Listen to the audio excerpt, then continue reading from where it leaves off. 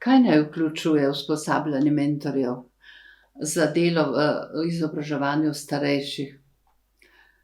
Predvsem dve področji. Mislim, da brez njih mentor težko sprejema naloge, ki so mu dane, da izobražuje starejše. Vprašamo se, kdo so starejši, kakšni so ljudje v tretjem življenjskem obdobju, lastnosti tretjega življenjskega obdobja. Drugo področje pa je posebnosti izobraževanja v tretjem življenjskem obdobju. To izobraževanje ni pouk, ni vrtec, je izobraževanje z drugimi posebnostmi. Vidite, te dve področji bomo zasledovali in posebnosti tudi v nadaljnjih naših filmih, ki jih boste dobivali in gledali in o njih diskutirali in brali o njih. Zdaj bi vam pa rada nekaj teh znanj dala skupaj z našim modelom, ki ga imamo. Model, ki je tudi patentiran, registriran, kot model izobraževanja starejših na univerzah za tretje življenjsko obdobje. Mi smo uvedli študijske krožke, ne slučajno. Mi smo domislili animatorja, poleg mentorja, kot mentor asistent, animator v vsakem študijskem krožku.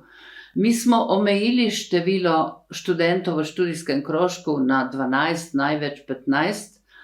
Vse to je strokovno utemeljeno. Mi smo šli na pot in ustanavljali prve študijske krožke in prvo univerzo za tretje življenjsko obdobje že z izdelanim modelom na mednarodnih izkušnjah, na izkušnjah drugih ljudi, izobraževanja odraslih tudi v drugih državah in pri nas, in izobraževanja starejših, ki je 10 let pred nami začelo že v Franciji, univerze za tretje življenjsko obdobje. Profesor Velas je začel univerze. Zdaj se vprašajmo, zakaj študijski krožki in ne tečaji. Tečaj je frontalna oblika, študijski krožek je sooblikovanje. Mentor je součenje, soustvarjanje celotnega procesa, celotnega dogodka, ki se bo v neki predavalnici, seminarski sobi, ko se dobi mentor s svojimi študenti, zgodil. To se pravi, vsi spregovorimo, mentor vodi to, kar drugi diskutirajo, povejo, pripovedujejo, ali pa bolj strnjeno poda nekatere stvari, ker ve, da mora dati večji vložek, neke študijske vsebine, da obvladajo znanje potem tega problema ali pojava. To se spreminja od časa do časa, to ni frontalno delo. Študijski krožek tudi zato, ker je to oblika zgodovinsko razvita na Švedskem, ki je povezovala vse študente v enakovredne člane neke skupine, ki se skupaj učijo. Mentor postane del skupine, mentorja skupina osvoji, ker imajo prijateljske odnose, ker si zaupajo, ker se med seboj navežejo eden na drugega, skupina deluje, kot smo že prej omenili, kot družina, kot primarna skupnost, kar je zelo ugodno za tretje življenjsko obdobje, ker starejši zgubimo svoje družinsko gnezdo, otroci odidejo, se odselijo, se izprazni, zgubimo sodelavce, skupino, ki nas je veselila, pa tudi lahko jezila, ampak smo dobivali veliko pozornosti potrebne od njih. Mi moramo vse to v tretjem življenjskem obdobju nadoknaditi in odkriti, kje je neka moja skupnost. Kam pripadam, kateri skupini. In vsako skupino, ki ji pripadam, jo spremenim delno v svojo funkcijo družine, ki je ni, ali skupnosti intimne, ki je ni. To ni razred, to ni letnik, to je intimna skupnost medsebojne navezanosti. Če študent ugotovi že po vpisu, po 2-3 predavanjih, da v tej skupini začuti, ne bo mogel se dobro počutiti, se ne bo mogel zbližati z mentorjem, ali če ga ena oseba v skupini tako moti, da se nikoli ne bi dobro počutil, v taki skupnosti odidejo. In mi imamo cel proces, pravimo mu preletavanje gnezd, po vpisu, po začetku študijskega leta, prve tedne v oktobru, morda delno še prvi teden tja do prvega tedna v novembru, ko naši študentje, študentke preletavajo gnezda, se prepišejo, pridejo povedati, da ne bi bili, in če se dobro razumejo z študentkom, nam pove, zakaj ne. Pri tej mentorici ne bi zmogla jaz se sprostiti nikoli. Ali pa me moti ena gospa, nekdo v študijskem krožku tako, da bi raje šla v nek drug študijski krožek. Zelo pošteno. Kar pomeni, da ne pridejo ljudje samo po znanje, ampak pridejo tudi za vzdrževanje svoje osebnosti in svojega duševnega ravnotežja. Da iščejo tudi psihološki feedback od mentorja in tovarišev v študijskem krožku v skupini. Da bi to pospešili, ta proces osebnostnega dajanja in jemanja v študijskih krožkih, ki daleč niso tečaji, imamo še drugo vlogo animatorja. Animator je asistent mentorjev, da opravi 1000 stvari že pri povezovanju neformalnega in formalnega izobraževanja. Kam bomo šli, po koliko so karte, kdaj je predstava, kje se dobimo, na kateri avtobusni postaji boste čakali in tako dalje, da gremo na razstavo. Ali mi prineseš knjigo, da fotokopiram? Ne, bom jaz, animatorka bo fotokopirala vse v študijski skupini.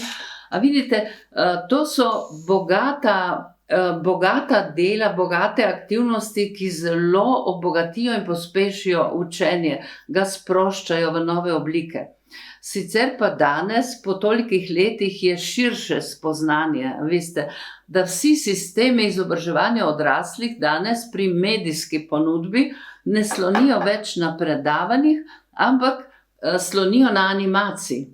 Da te nekdo animira, potem bo že sam našel pot do informacije ali do znanja, bolj ali manj, ne.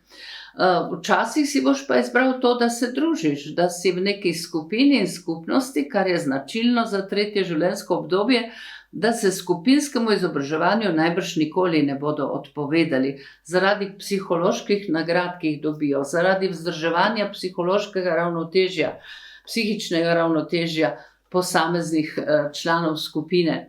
Ker če tega ni, a veste, če te, bi rekla, kompenzacije, če te nove oblike intimnega povezovanja z ljudmi ne odkrijemo v tretjem življenjskem obdobju, sledi to, kar nam vedno psihiatri navajajo. Vsako desetletje življenja več depresij, gre v kronične depresije v višji starosti in vsako desetletje življenja, 60. leta, 70. leta, 80. leta starosti, je več samomorov. To je pa najbrž socialna deviacija, na katero bi morali misliti, ker ni problem posameznika, ampak je problem razmer, v katerih ljudje po upokojitvi živijo, ko so socialno izločeni in odpisani, od česa naj živijo. Zato je izobraževanje ena oblika, ko upokojenci po upokojitvi svoje življenje 20-30 let angažirajo, vračajo nazaj v srčiko družbe, prihajajo spet v družbo.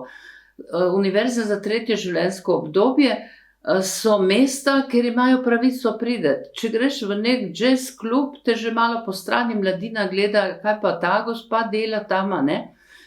Marsikdo pa tudi, če ga noben ne gleda, si ne upa iti, ker se čuti, da je izločen iz družbe in se noče ponujati nikjer, kot bi to včasih nam rečejo kakšne študentke ali študentje. Vidite, naš model je premišljen, je strokovno, je znanstveno utemeljen in ga nismo slučajno izdelali in izbrali določene komponente. Se pravi, velikost skupina, zato da je družina naj bo 12, 10 do 15 ljudi. Mentor naj ima vedno ob sebi animatorja, ker animator bo v pauzi, predno mentor pride, ali ko mentor odide, ali ko so sami nekje na izletu, bo kup stvari reševal, poslušal, probleme registriral, kaj rešil, ko se ne bo treba mentorju s tem potem več ukvarjati, ali bo pa navdušil za neko obliko učenja, ki jo je odkril, ker je dobro sovpada s srečanji z mentorjem in snovjo, ki jo predelujejo v študijskem krožku. Animator je duša, je anima študijskega krožka, medtem ko je mentor strokovnjak, znanstvenik. Vsebine študijskih krožkov vedno osredotočimo in se vežemo na neko od znanosti. Ali je to umetnostna zgodovina, ali je to antropologija, ali je geografija, ali je slikarstvo, ali je keramika. Lahko bi naštevala na stotine različnih študijskih krožkov, ampak vedno se vežemo na preverjena znanja. Ne to, kar je nekdo rekel ali je nekdo pisal, a veste, tega najdemo na medijih, žal tudi v knjigah zelo veliko in ljudje jih kupujejo, ne da bi bili teksti utemeljeni in znanstveno raziskani. To je kar velika zaveza mentorjem in oblikovalcem študijskih krožkov, da so zavezani neki znanstveni disciplini. To je pogojna univerza za tretje življenjsko obdobje. Vloga mentorja je pomembna, ker mentor vodi, zaznava, opozarja tudi animatorja. Animator je eden od študentov, animatorka ali animator. Menja se, je prostovoljc, ne more večno biti isti animator, ker se utrudi od vseh iniciativ, ampak je tisti, ki daje glavne spodbude in iniciative ali pa posreduje mnenje skupine, ker nobeden se včasih ne mara posamezno izpostaviti, pa pove mentorju. Animatorju se več pove, kot se pove mentorju, a ne? Tako da animator je za neko stopničko še ojačano socialno življenje skupine, ki se skupaj uči. Seveda zaradi teh lastnosti, ki jih dosežejo študijski krožki in skupine, nadaljujejo izobraževanje. Na nekaterih univerzah za tretje življenjsko obdobje imamo študijske skupine, ki so po 15-20 let skupaj in več, se dopolnjujejo z novimi člani, ampak skupina se nikoli ne razide. Ali pa gredo študirati, kot pravimo, nekaj novega, ker so že 7 let delali na angleščini, grejo potem na medosebne odnose.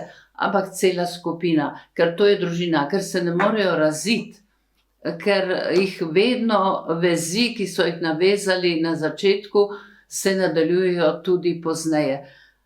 Boste zagledali postopoma tudi iz vaših izkušenj, da to ni šola, to ni pouk, to ni vrtec, to je družinsko izobraževanje, to je izobraževanje kot način življenja.